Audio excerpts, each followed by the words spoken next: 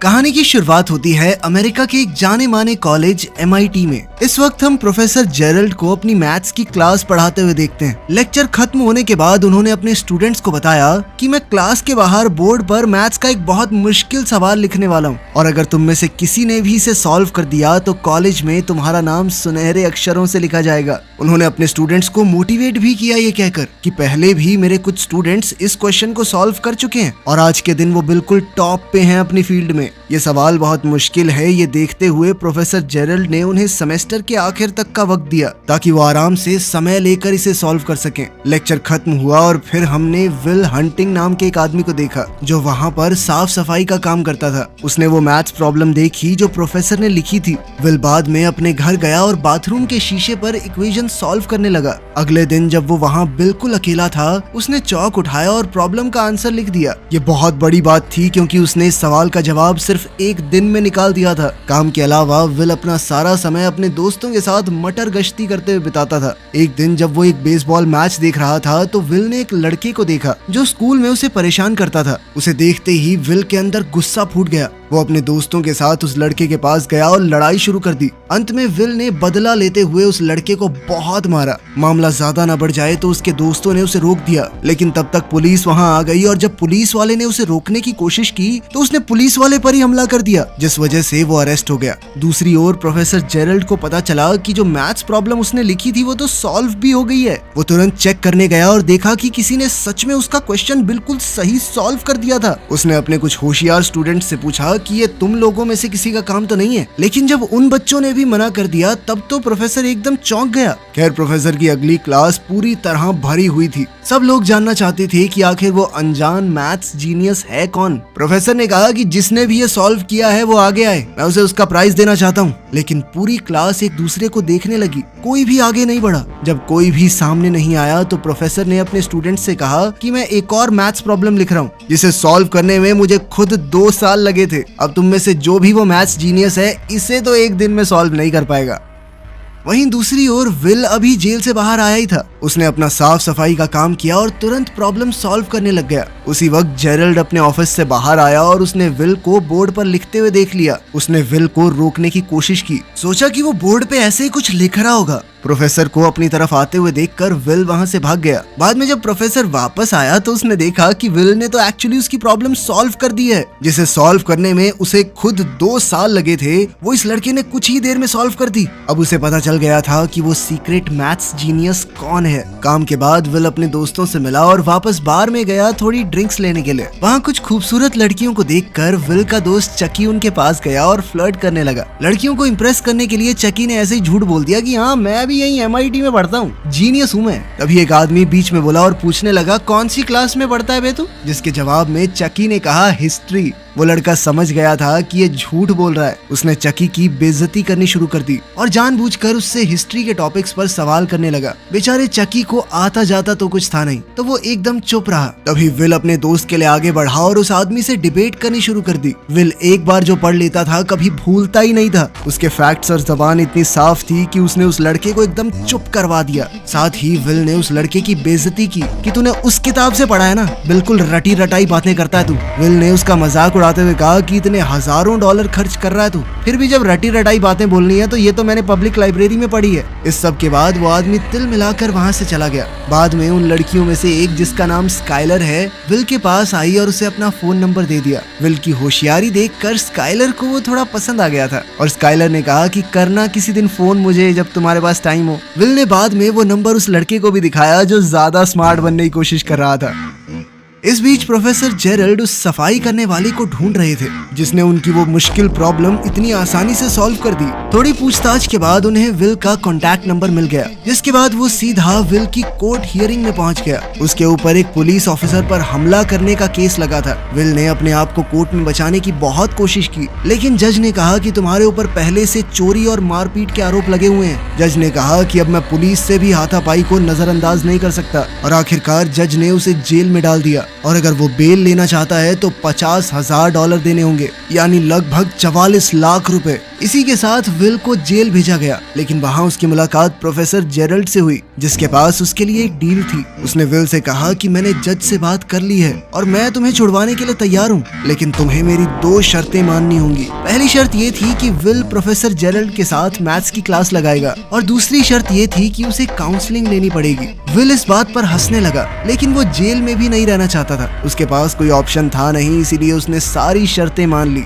जल्द ही उसने अपनी मैथ्स की क्लास प्रोफेसर जेरल्ड के साथ शुरू कर दी, जो विल के तेज दिमाग को देखकर एकदम हैरान रह गए। अब दूसरी शर्त के हिसाब से उसे एक थेरेपिस्ट से काउंसलिंग लेनी होगी, लेकिन चाहे वो कितने भी थेरेपिस्ट के पास क्यों न चला जाए, विल खुद को उनके सामने खोलता नहीं था। ऊपर से उनका मजाक अलग से उड़ाने लगता। वो एक दिन पहले उन थेरेपिस्ट्स की लिखी हुई किताबें पढ़ लेता और अगले दिन जम के उनकी बेइज्जती करता। आखिरी ऑप्शन के तौर पर प्रोफेसर जेरल्ड ने अपने पुराने दोस्त शॉन मैगवायर से मदद मांगी, जो अब साइकोलॉजी पढ़ाता था। शॉन ने शुरुआत में तो कहा कि मेरे पास फालतू टाइम नहीं है इस सब के लिए, लेकिन जब जेरल्ड ने उसे समझाने की कोशिश की कि वो लड़का बहुत स्पेशल है, अगर सही रास्ते पर नहीं आया ना तो अपनी जिंदगी बर्बाद कर बैठेगा। ये सब सुनने के बाद शॉन आखिरकार मान गया और विल से मिला, जैसा कि उसने अपने पुराने थेरेपिस्ट के साथ किया था। विल ने शॉन की किताब भी पढ़ ली थी और अब वो उनके हिसाब से ही उसका मजाक उड़ाने लगा, लेकिन शॉन ने पेशेंस रखते हुए विल के साथ एकदम नॉर्मल बातचीत की, बिना उसकी जिंदगी के बारे में कुछ भी पूछे।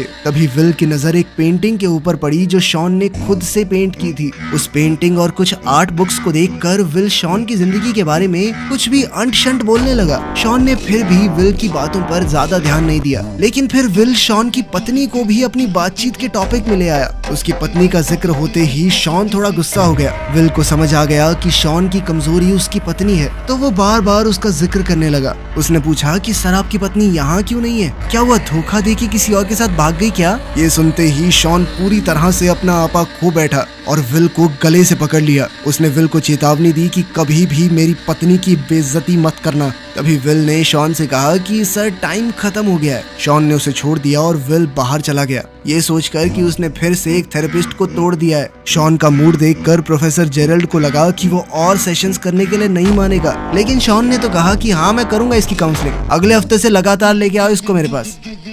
काउंसलिंग के बाद विल स्काइलर के साथ डेट पर गया। डेट पर विल को पता चला कि स्काइलर एक बहुत ही अमीर परिवार से है और इस वक्त हार्वर्ड में पढ़ रही है। उन दोनों ने ही एक दूसरे के साथ बहुत अच्छे से समय बिताया। अपनी खूबसूरत पहली डेट के आखिर में उन्होंने एक दूसरे को चूम लिया। विल जब अगले हफ्ते शॉन से मिलने आया तो शॉन ने कहा कि चलो बाहर चल के बातचीत करते हैं। शॉन विल को एक पार्क में ले गया और उससे बात करने लगा। उसने विल से कहा कि तुमने जो कुछ भी बोला मैंने उस बारे में बहुत सोचा। आखिर में मुझे यही समझ में आया कि तुम दिमाग से एक छोटे बच्चे हो जो ये जानता ही नहीं है कि वो क्या बोल रहा है। बदतमीज हो थोड़े से। शॉन ने विल से कहा कि मैं समझता हूँ तुम बोलना नहीं चाहते, शायद कोई डर है तुम्हारे अंदर, लेकिन बेटा एक बात याद रखना, कभी तो तुम्हें बोलना ही पड़ेगा वरना जिंदगी की सारी अच्छी चीजें खो बैठोगे। अगले दिन विल अपने दोस्त चकी के साथ एक कंस्ट्रक्शन साइट पर मजदूरी करने गया। उसने स्काइलर को फोन किया, लेकिन वो बात करने से डर रहा था। शॉन के साथ अपने तीसरे थेरेपी सेशन में विल ने एक शब्द भी नहीं कहा और शॉन ने भी नहीं। दोनों पूरा 1 घंटा चुप रहे। चौथा सेशन भी इसी तरह से शुरू हुआ, जहाँ किसी ने कुछ नहीं बोला, लेकिन फिर बोर होकर विल ने शॉन को एक जोक सुनाया। इसे एक हिंट मानकर कि विल शायद अब बातचीत करना चाहता है। शॉन ने उससे पूछा कि क्या तुम्हारी कोई गर्लफ्रेंड है? इसके जवाब में विल ने उसे स्काइलर के बारे में बताया कि कैसे उनकी पहली डेट बहुत ही बढ़िया गई, लेकिन अब मुझसे बात नहीं हो पा रही।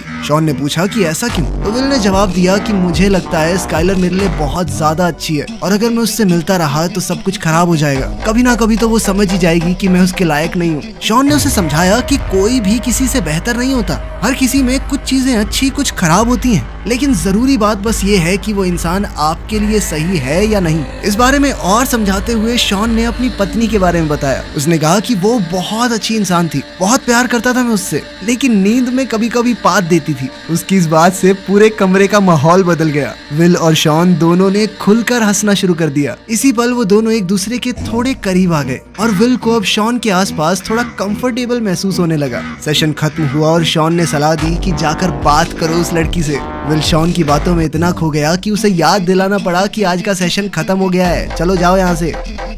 शॉन की बात मानकर विल स्काइलर के कॉलेज में गया और उसे दोबारा बाहर चलने के लिए कहा। स्काइलर ने कहा कि मैं तुम्हारे साथ बाहर जाना चाहती हूँ, लेकिन मुझे एक बहुत ही ज्यादा मुश्किल प्रॉब्लम सॉल्व करनी है जिसमें कई दिन भी लग सकते हैं। विल और इंतजार नहीं कर सकता था तो उसने कहा कि वो सवाल मुझे दिखाना। सवाल देखते ही उसने पलक झपकते ही आंसर एक नैपकिन के ऊपर लिख दिया। इसके बाद विल ने कहा कि अब तो तुम्हारे पास कोई बहाना नहीं बचा, चलो मेरे साथ। उनकी दूसरी डेट के दौरान स्काइलर ने विल से उसके परिवार के बारे में पूछा और विल ने उसे झूठ कह दिया कि मेरे 12 भाई हैं। इस पर स्काइलर ने कहा कि अच्छा नाम बताइए जरा, और विल ने धड़ाधड़ 12 रैंडम नाम सीक्वेंस में बोल दिए। स्काइलर को थोड़ा शक हुआ कि ये झूठ बोल रहा है और उसने कहा कि एक बार नाम फिर से दोहराना जरा, लेकिन अपना विल जीनियस है, उसने दोबारा उन नामों को उसी सीक्वेंस में बोल दिया। खैर विल अपने अगले थेरेपी सेशन में शॉन से मिला और पूछा कि क्या तुम्हें कभी अपनी पत्नी से मिलने का पछतावा हुआ है, क्योंकि तुम्हारी पत्नी के मरने के बाद तो तुम बहुत ज्यादा अकेले हो गए होगे और इतना प्यार करते थे तो दुख भी ज्यादा हुआ होगा।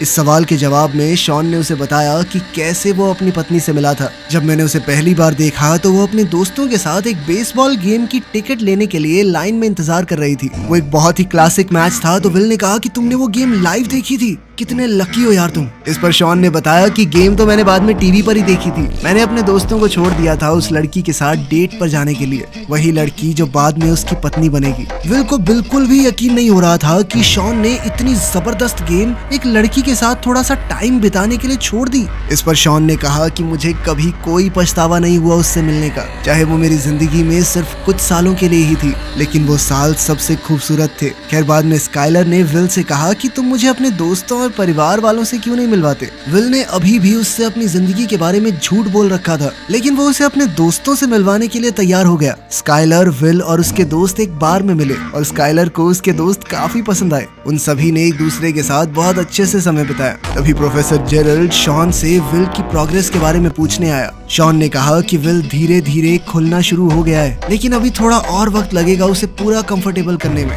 प्रोफेसर जेरल्ड ने बताया कि मैं विल के लिए एकदम टॉप की नौकरी ढूंढ रहा हूँ। इंटरव्यू तो वो बहुत प्यार से क्रैक कर लेगा, बस उसकी ये दिमागी प्रॉब्लम ठीक हो जाए, फिर उसे मैथ्स की फील्ड में अपना नाम बनाने से कोई नहीं रोक पाएगा। शॉन ने कहा कि तुम उसके बाप हो क्या जो उसके लिए जिंदगी के फैसले ले रहे हो? जो भी वो लड़का करना चाहता है उसे करने दो, वो जीनियस है, इसका मतलब ये थोड़ी कि बस यही करना पड़ेगा, जबरदस्ती है। लेकिन प्रोफेसर जेरल्ड ने कहा कि वो कुछ और नहीं कर सकता, मैं विल का टैलेंट वेस्ट नहीं होने दूंगा। लेकिन विल को इस तरह की नौकरी में कोई दिलचस्पी नहीं थी, इसीलिए उसने अपने दोस्त चकी को इंटरव्यू में अपनी जगह भेज दिया।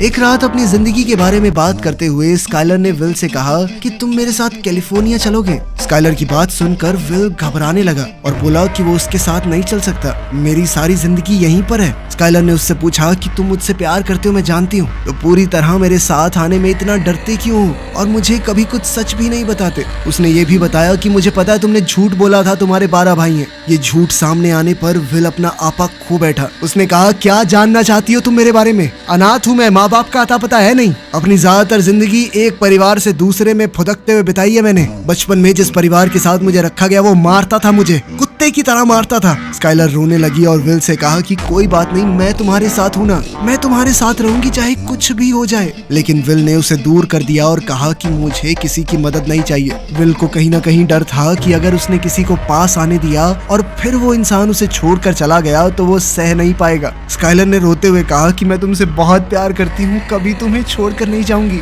लेकिन विल ने झूठ कह दिया कि मैं तुमसे प्यार नहीं करता और वहां से चला गया, स्काइलर को अपने कमरे में अकेला रोते हुए छोड़कर। प्रोफेसर जेरल्ड के बहुत कहने पर विल ने आखिरकार नौकरी के लिए हाँ कह दिया। विल इंटरव्यू देने गया तो लेकिन नौकरी लेने की कोशिश नहीं की। थेरेपी सेशन में शॉन ने उससे पूछा कि वो अपनी जिंदगी में सबसे ज्यादा किस पर भरोसा करता है। विल ने जवाब दिया मेरे दोस्त चक्की के ऊपर। शॉन ने कहा हाँ मैं मानता हूँ, तुम्हारा भाई जैसा दोस्त है, जान भी दे देगा तुम्हारे लिए, लेकिन दोस्तों के साथ जिंदगी तो नहीं बिताई जा सकती ना। फिर शॉन ने उससे पूछा तो अपनी रोजी रोटी कैसे कमाओगे? इस पर विल ने कहा कि दिहाड़ी पीटूंगा, कंस्ट्रक्शन का काम बहुत अच्छे से आता है मुझे, सारी जिंदगी कर लूंगा, कमा लूंगा, खा लूंगा। इस पर शॉन ने विल से कहा कि तुमने सारी उम्र मजदूरी की है तो वो तुम्हारा कंफर्ट जोन बन चुका है, उससे बाहर निकलने से डर रहे हो तुम, और यही डर तुम्हें एक बेहतरीन जिंदगी जीने से रोकेगा। शॉन ने उसे ये नहीं कहा कि जेरल्ड जो तुम्हें नौकरी लेने को कह रहा है वो कर लो, बल्कि उसने विल से पूछा कि तुम अपनी जिंदगी में क्या करना चाहते हो। इस पर विल ने मजाक में कहा कि मैं तो भेड़ बकरियां चराना चाहता हूँ। ये जानकर कि विल सीरियस नहीं है, शॉन ने उसे अपने ऑफिस से उससे निकलने को कहा। उसने कहा कि मैं अपना वक्त बर्बाद नहीं करना चाहता, तुम्हारे पास फालतू टाइम होगा, मेरे पास नहीं है, अगर ईमानदारी से जवाब नहीं देना तो जाओ। इस पर विल गुस्सा हो गया और शॉन पर चिल्लाने लगा। शॉन ने फिर से पूछा कि वो अपनी जिंदगी में क्या करना चाहता है। विल दोबारा से चुप रहा, उसने जवाब नहीं दिया। शॉन ने उससे कहा चला जा यहाँ से, जा। स्काइलर के कैलिफोर्निया जाने से पहले विल ने उसे फोन करके अलविदा कहा। स्काइलर ने एक आखिरी बार कहा कि मैं तुमसे प्यार करती हूँ। विल मुस्कुराया लेकिन अपने डर की वजह से जवाब नहीं दिया। उसे अभी भी लगता था कि आखिर में तो मेरा दिल टूटना ही है। अगले दिन चकी से बात करते हुए विल ने कहा कि मैं कोई नौकरी वोकरी नहीं लेने वाला, और अब तो स्काइलर भी चली गई। दोनों भाई यहीं पे कंस्ट्रक्शन का काम करेंगे, अड़ोस पड़ोस में रहेंगे आराम से। ये सुनकर चकी ने अपने दिल की बात कही। उसने विल से कहा कि देख 10 साल बाद मैं तो यहीं मिलूंगा, लेकिन अगर तू 10 साल बाद यहाँ मिला ना तो मुझे बहुत दुख होगा। चकी ने कहा कि मेरा एक ही सपना है, सुबह जब मैं तुझे लेने तेरे घर जाता हूँ ना, मेरे दिल से हर रोज आवाज आती है कि काश आज ये साला यहाँ ना मिले, कुछ अच्छा कर रहा हो जिंदगी के साथ। दूसरी ओर प्रोफेसर जेरल्ड शॉन से लड़ रहा था कि आखिर वो विल को काम लेने के लिए मना क्यों नहीं पा रहा। शॉन ने कहा कि हमें विल को मजबूर नहीं करना कि अपनी जिंदगी के इतने बड़े बड़े फैसले ले, अभी उसे खुद ही नहीं पता वो क्या करना चाहता है। उसने समझाया कि विल को छोड़ दिए जाने का डर है, इसीलिए वो लोगों को अपने पास नहीं आने देता। जेरल्ड उसकी बात से सहमत नहीं था। उसने शॉन से सीधा कहा कि विल को अपनी जिंदगी बर्बाद करने मत दे, क्या अपनी तरह फेलियर बनाना चाहता है क्या उसे। इस पर शॉन ने जवाब दिया कि मैं कोई फेलियर नहीं हूँ, मैंने चुनी है ये जिंदगी,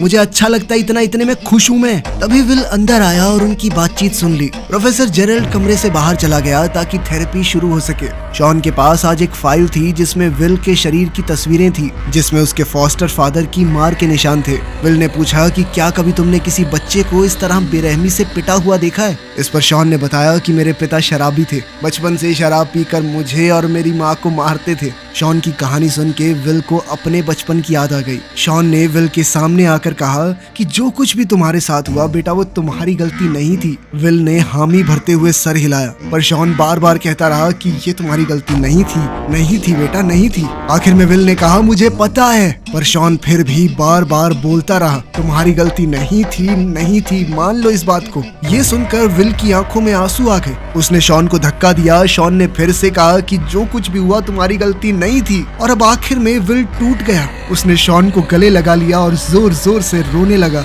अब वो अपना बीता हुआ दर्द छोड़कर आगे बढ़ने के लिए तैयार था। उसने शॉन से कहा कि वो उन्हीं नौकरियों में से एक लेगा जो प्रोफेसर जेरल्ड ने उसके लिए तैयार की हैं। इसके साथ उसका आखिरी थेरेपी सेशन खत्म हुआ। विल ने शॉन से पूछा कि अगर बाद में कभी बातचीत करने का मन करे तो आ सकता हूँ, जिस पर शॉन ने कहा कि तुम्हारे लिए हमेशा दरवाजे खुले हैं। जिसके बाद विल ने शॉन को गले लगाकर अलविदा कहा। उसके 21वें जन्मदिन पर उसके दोस्तों ने मिलकर उसे एक गाड़ी दी थी। गाड़ी नई तो नहीं थी, पर विल बहुत खुश था इस गिफ्ट से, क्योंकि ये उसके सबसे अच्छे दोस्तों की तरफ से था। उधर प्रोफेसर जेरल्ड शॉन के पास गया और उसे फेलियर बुलाने के लिए माफी मांगी। वो दोनों बिछड़े दोस्त फिर से मिल गए और शॉन ने बताया कि वो वर्ल्ड टूर पर जा रहा है। इतने भी कम पैसे नहीं कमाता मैं, समझा। जब शॉन अपना सामान पैक कर रहा था, विल उसके घर के बाहर कार लेकर आया और उसे ट्रिप के लिए रेडी होते हुए देखा। विल घर के दरवाजे तक गया और शॉन के मेल बॉक्स में एक लेटर छोड़ दिया और फिर वहाँ से चला गया। इसी बीच चकी विल को काम पर ले जाने के लिए उसके घर गया। उसने दरवाजे पर नॉक किया लेकिन कोई जवाब नहीं आया।